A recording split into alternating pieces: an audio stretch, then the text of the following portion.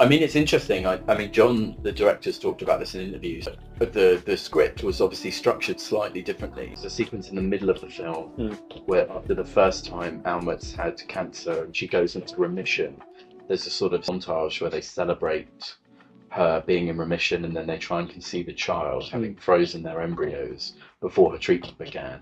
And that originally opened the film and it ended the film.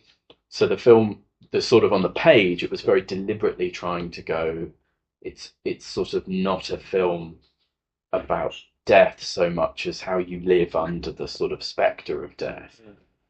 And that the film began in a way where you didn't know what was happening, who these people were, what they were going through. And then you watched everything, their whole kind of life accumulate, and you were shown that sequence again. And it was kind of recontextualized. John is really wonderful and really collaborative, and so I would watch cuts and I would occasionally go into the edit. But in the end, as is true of all films, or most films, it is up to the director and his editor and the producing team as to how the final film is going to take shape.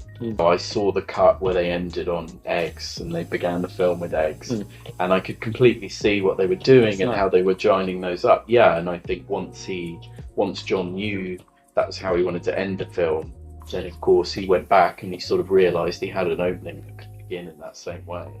Once they got to the end and they felt that they wanted to end with the kind of egg breaking in the edit, it became very difficult for them to see the film ending any other way. They became really attached to that. And so then they sort of worked in reverse to orchestrate everything leading up to that.